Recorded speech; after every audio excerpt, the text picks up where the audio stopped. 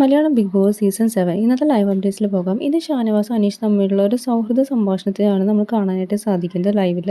സംഭവം എന്താണെന്ന് വെച്ചാൽ ഷാനവാസ് പറയുന്നുണ്ട് അവസരം കാത്തു നിൽക്കുന്ന ചെന്നായ്ക്കളെ ഇപ്പം മനസ്സിലാവുന്നുണ്ടെന്നൊക്കെ പറയുന്നുണ്ട്. അപ്പോൾ അനീഷ് പറയുന്നുണ്ട് അങ്ങനെയൊന്നുമില്ല ഷാനവാസിയെ, ഈ ഒരു ഇഷ്യൂ കഴിയുമ്പോൾ ആരും നല്ലതെന്ന് നമുക്ക് മനസ്സിലാവും. ഇപ്പോൾ ഒരു കൺക്ലൂഷനിൽ എത്തരുത്, എല്ലാവരും കൺഫ്യൂസ്ഡ് ആയിരിക്കുക, ഇത് ശനിയാഴ്ച വരുമ്പോൾ ലാലേട്ടൻ സംസാരിക്കണം, അപ്പോൾ നമുക്ക് മനസ്സിലാവുമെന്ന് പറയുന്നുണ്ട്. അപ്പോൾ ഷാനവാസ് പറയുന്നുണ്ട് അപ്പോൾ കൺഫ്യൂസ്ഡ് ആയ പോലെ സംസാരിക്കുക, അല്ലാതെ അതിന് വേണ്ടി വാദിച്ച് നിൽക്കല്ല ചെയ്യണമെന്ന് പറയുന്നുണ്ട്. അപ്പോൾ അനീഷ് പറയുന്നുണ്ട് ഈ സംഭവം ഉണ്ടായത് കൊണ്ടാണ് റിയാസ് വന്നതെന്നാണ് എനിക്ക് തോന്നുന്നതെന്നൊക്കെ അനീഷ് ഇവിടെ പറയുന്നുണ്ട്. അപ്പോൾ ഷാനവാസ് പറയുന്നുണ്ട് ഈ പ്രാവശ്യം റിയാസ് വന്നത് നന്നായി, ഗസ്റ്റായിട്ട് വന്നിട്ട് വായിലുള്ളതൊക്കെ കേട്ടിട്ട് പോയി. ഇവിടെ സിംഹങ്ങളും പുലിയും ഒക്കെ ഉണ്ടാവും, ഈ കാട്ടിൽ കയറി കഴിഞ്ഞാൽ അതൊക്കെ ഉണ്ടാവും. ഗസ്റ്റായിട്ട് വന്നെങ്കിൽ അതുപോലെ പോവുക, ഇവിടെ പല മൃഗങ്ങളെയും ഉണ്ടാവും, അപ്പോൾ അതൊക്കെ ഫേസ് ചെയ്യണം എന്നൊക്കെയാണ് ഷാനവാസ് ഇവിടെ റിയാസിനെ പറ്റി സംസാരിക്കുന്നത്. അപ്പോൾ അനീഷ് അതിൽ പറയുന്നുണ്ട് എത്രയും പെട്ടെന്ന് ശനിയാഴ്ച ചെയ്യാൻ മതിയായിരുന്നു, വേഗം തീരുമാനം ഉണ്ടാവണം. എന്തായാലും അനീഷ് നല്ല ടെൻഷനുണ്ട്, ഇതെങ്ങനെയാവോ എന്തോ ശരിക്കുള്ളതാണെന്നൊക്കെ. ഷാനവാസ് അത്രയും ഉറ്റ സുഹൃത്തായതുകൊണ്ട് നല്ല രീതിയിൽ ടെൻഷൻ വരുന്നുണ്ട്.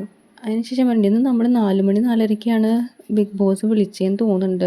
പിന്നെ പറയുന്നത് ഓൾറെഡി ഈ വീഡിയോ ഒക്കെ കണ്ടിട്ടുണ്ടാവും, വീട്ടുകാരും നാട്ടുകാരും ഒക്കെ അറിഞ്ഞിട്ടുണ്ടാവും എന്ന് പറയുന്നുണ്ട്. അപ്പോൾ ഷാനവാസ് പറഞ്ഞു അറിഞ്ഞോട്ടെ കണ്ടോട്ടെ എന്ന് പറഞ്ഞു.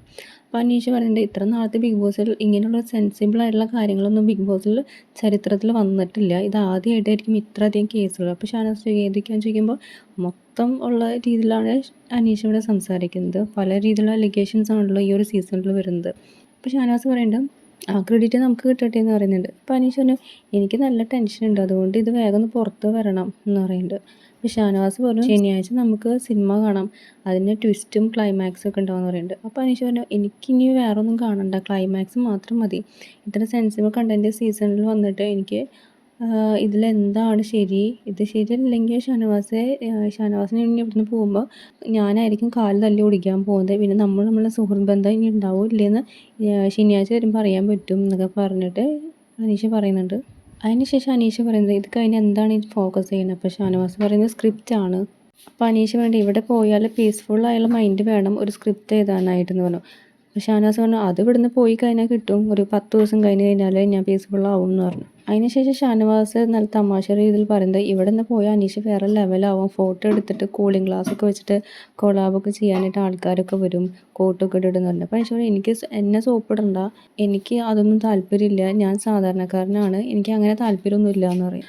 അതിനുശേഷം ഷാനവാസ് പറഞ്ഞു ഇവിടെ പോകുന്നതിന് മുന്നേ ഏതെങ്കിലും ഒരു ക്യാരക്ടറിന് വേണ്ടി കോട്ട് ഇടുന്ന ഏഷ്യനെറ്റിൻ്റെ ഫംഗ്ഷൻ വെച്ചാൽ കോട്ട് ഇടുമ്പോൾ എന്ന് ചോദിക്കുന്നുണ്ട്. അതുകൊണ്ട് ഇവിടെ നിന്ന് ഞാൻ ഇറങ്ങിക്കഴിഞ്ഞാൽ സ്ക്രിപ്റ്റും സിനിമ ഒക്കെ ചെയ്യുമ്പോൾ അനീഷിനെ വിളിക്കും, അപ്പോൾ എനിക്ക് ഇത്ര ദിവസം വേണമെന്നൊക്കെ പറഞ്ഞപ്പോൾ ശനിയാഴ്ച ആവട്ടെ, അതിനുശേഷം നമുക്ക് തന്നെ തീരുമാനിക്കാം ഈ ഒരു സുഹൃത്ത് ബന്ധം ഇനി നിലനിൽക്കുമോ അതോ ഇവിടെ നിന്ന് നിർത്തുമോ എന്നൊക്കെ നമുക്ക് തീരുമാനിക്കാമെന്ന് പറയുന്നുണ്ട്.